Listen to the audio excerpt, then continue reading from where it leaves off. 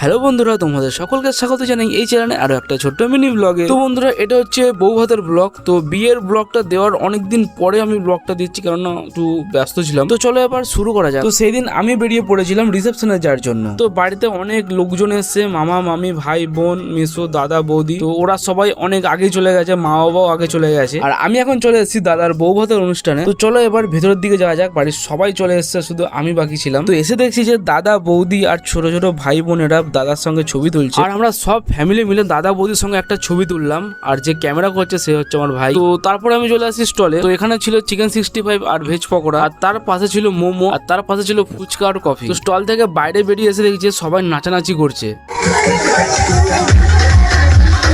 আর এদিকে মামা মামি বোন আর বাবা কিন্তু স্টল থেকে সব খাবার খাচ্ছে। তো এদিক ওদিক সবার সঙ্গে কথা বলতে বলতে রাত 11টা বেজে যায়। তো আমি তারপরে খেতে বসে বললাম। তো আজকের মতো ভিডিওটা একটুখানি, দেখা হচ্ছে নতুন কোনো ব্লগে। ততক্ষণ সুস্থ থেকো, ভালো থেকো।